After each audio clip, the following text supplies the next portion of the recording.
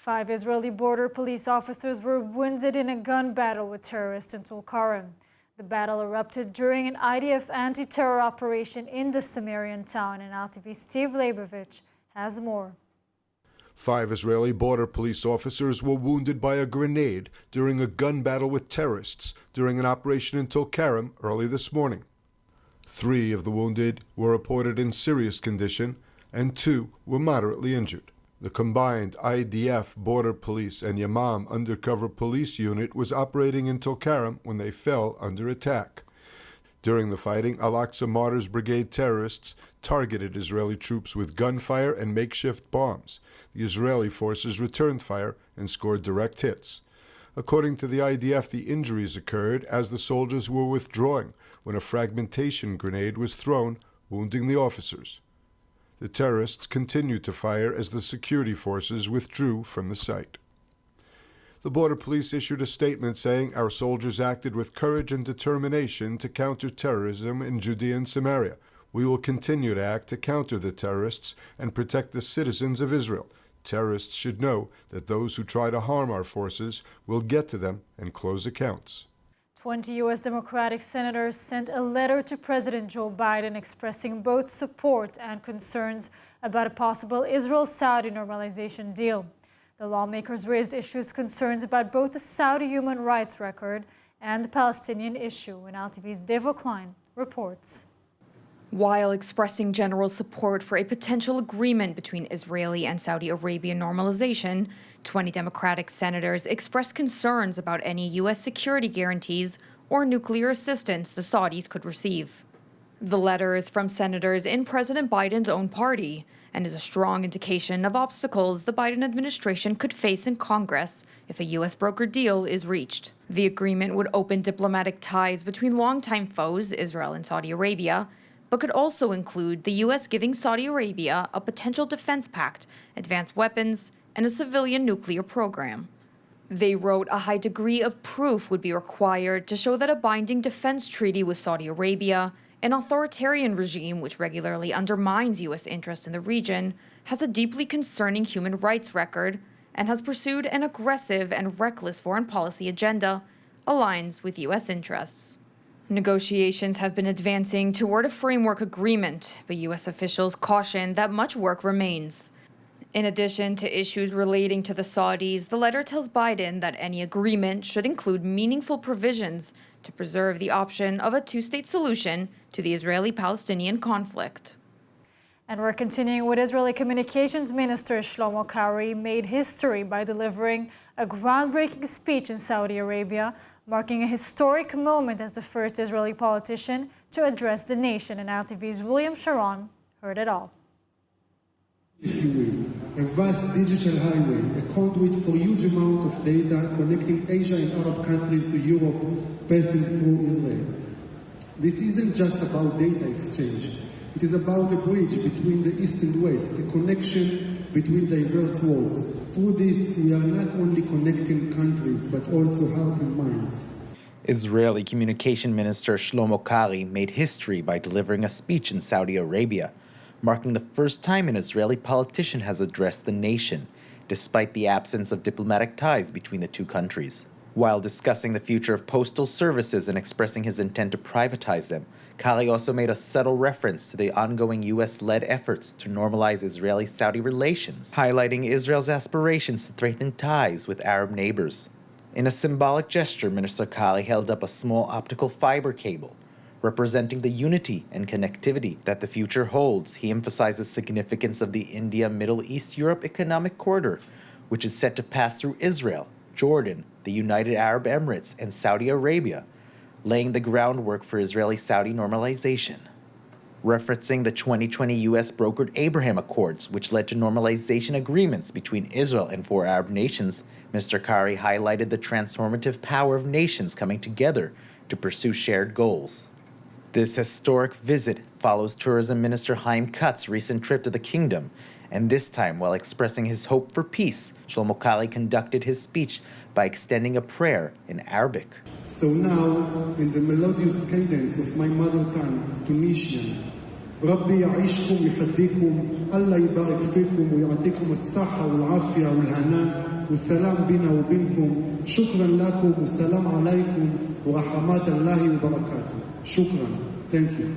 Experience the power of truth with ILTV News. If you're looking for quality content and captivating visuals, join our news community and become an integral part of our team as we embark on a mission to unveil the real Israel, dismantling the web of lies and misinformation that surround reporting on Israel. By subscribing to ILTV News, you will not only have access to the latest updates, but you will also amplify our message, creating a ripple effect that carries the truth far and wide. Subscribe today and help reshape the narrative. Available on the web, Android, and Apple. And now joining us is Dr. Amir Lerman, former Deputy Director of Foreign Policy and International Affairs at the National Security Council and Vice President of the Jerusalem Institute for Strategy and Security. Iran, so 20 members of the Senate have questions about this deal. Firstly, they're objecting to a possible defense treaty, nuclear program, and advanced weaponry with the Saudis because of its human rights record. Is that valid? I mean, can they be overcome? Well, theoretically, yes. It depends, of course, on the nature of the Palestinian dimension of the package, because this is the main thrust of criticism from the progressive wing of the Democratic Party. Saudi Arabia was never very popular with that wing of the party, and for a while Biden went with them. He has now changed course.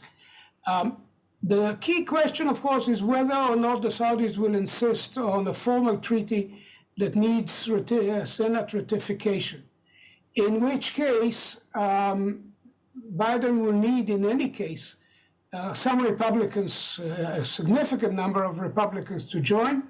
Given the present chaotic conditions in Congress, one wonders whether anything of a bipartisan nature can be put together. But Israel is clearly a key player here. Without an Israeli buy-in, there's no prospect of Republican support for a democratic administration signing a treaty with Saudi Arabia that needs Senate ratification. So Israel becomes crucial to the next step between the US and Saudi Arabia, which is crucial for American interests in a much broader sense. And I'd like to speak about that dimension you mentioned in the beginning. The Democrats are also calling for the Palestinians to be well treated in this agreement. Why do they insist on making that connection? The Saudis seem to be only giving the issue, lip service. Well, the Saudis are not exactly giving it lip service. They are interested in a significant give that, by the way, as Dennis Ross noted recently, would also open the doors for other countries to follow them. So this is not an isolated act. Having said so, they are also very clear in their mind that they cannot talk at this stage about a permanent status agreement, the two-state solution being implemented, major territorial changes. All of this is not in the cards. What they want are realistic steps that on one hand would make the life of Palestinians better, and in some sense would keep open the options for the future, including the two-state solution to be negotiated one day when conditions allow. All of this is necessary not only for the Saudis, but as I said, also for a significant number of Democrats who are have consistently been committed to the two-state solution. For many years, this was also Israel's position. Today, there is a split within the Israeli government on the question of how far we can go with the Palestinians. But the president, in any case, will need to find a balanced point between the progressives on one hand and the Republicans on the other, because he's going to need a significant number of both to get to 67 for any type of treaty with Saudi Arabia. Dr. Amir Lerman, will definitely be following up on that because there's always a lot to talk about with Saudi normalization. Thank you so much for joining us today, and Chag Sameach. Chag Sameach, and thank you. National Security Minister Itamar Ben-Gvir announced the creation of a new police unit tasked with preventing smuggling on the Jordanian border. More from ILTV's Steve Leibovich. The new police unit announced by National Security Minister Itamar Ben-Gvir is given the task of stopping weapons smuggling attempts along Israel's border with Jordan. The long border runs from Beit Sha'an in the north down to Eilat in the south. The new section would reportedly include dozens of officers and would begin operations early next year and will likely be named the Jordanian Border Unit. Ben-Gvir said the challenge of securing the eastern border has become one of the major concerns for law enforcement in Israel in recent years, as smuggling of firearms has been steadily increasing. According to the Israeli Police Intelligence Division, most illegal firearms are smuggled into Israel through the Jordanian border, which is largely degraded and neglected. The new unit will work in collaboration with other police units, including those operating on the Egyptian, Jordanian, and Lebanese borders. This was a really sad morning. A morning prayer service called for Jewish freedom and unity was disrupted today by protesters who objected to the inclusion of mixed seating in a public place. The prayer service was organized by Rabbi Leo D., who lost his wife and 2 daughters in a terror attack in April. And ILTV's Ariel Alachiani attended the event in Dizengoff Square. Rabbi Leo D., who lost his wife and 2 daughters in a terror attack in Samaria in April, planned a Shacharit morning prayer service at Dizengoff Square this morning. Rabbi D. was recently appointed Special Envoy for Special Initiatives. To my opinion, there are no sides. We're all here together. All of us are together in Am Yisrael. All of us are in Eretz Yisrael. And our goal is to make the best in Eretz Yisrael. We should have place for religious people, place for non-religious people, place for Jews and non-Jews. All of us have place in Dizengoff. All of us have place in Efrat. Whoever wants to come to me in Yerushalayim is welcome. And we're here to daven. If you want to join us, you could join us. We have places for men. We have places for women. We have mixed places. We have permission from the police to do an event like this. And we want to have a place that everybody feels comfortable to daven in Israel. Under the slogan, praying for freedom of religion and unity in all of Israel, Rabbi D planned for the service to have 3 sections, one for men, one for women, and one for mixed seating. Jewish prayer is open to everyone, said Rabbi D, and Judaism doesn't believe in coercion. People can pray as they wish, and they don't have to pray if they don't want to. We just had our morning prayers for Sukkot here in Kikar Dizengoff, and it went fantastically well. We got through it. We had a nice turnout. It was very peaceful, and we proved to the people of Tel Aviv who wanted us to come, to support them, to show them that it is possible to pray as a Jew, even in Tel Aviv. We have the freedoms of religion, we have human rights, and part of that is that we can pray anywhere we like, and even if we want to pray separately with a mechitza, with a partition, we can do that too. And if the mayor of Tel Aviv doesn't agree with that, then that is his mistake. And if the Supreme Court doesn't agree with it, that's their mistake. But we want them to change the law so that even Jews can pray in public places without fear. And we came here from all over Israel to support the people of Tel Aviv, because I know that the religious people in Tel Aviv are running scared of people who shout and want us to leave. And actually, the police are not protecting them. The mayor of Tel Aviv is not protecting them. The Supreme Court is not protecting them. So they're locking themselves into their synagogues. They're not going out into the streets, and they're very worried. So we've come here to prove to them you can pray on the streets in Tel Aviv however you want. We ask all Jews, Muslims, Christian, Buddhists, Hindus to come and to pray out here on the streets of Tel Aviv. However, not all saw it that way, and opponents of judicial reform made clear their opposition to the creation of divided seating between men and women in public places. Some protesters arrived at the service to disrupt, and pushing and shoving ensued. It was a similar battle to that which took place on Yom Kippur, when judicial reform opponents disrupted a service with separate seating in the same location. I just by accidentally came here, and I'm so embarrassed with what's happening here. We're all Jews. It's one Israel. It's really obvious that different people have different opinions, but I can't believe that people so with hate. It's not Israel that they know. I born here. I served the army. My sons served the army, and I just ashamed what's happened here, because it wasn't like that ever.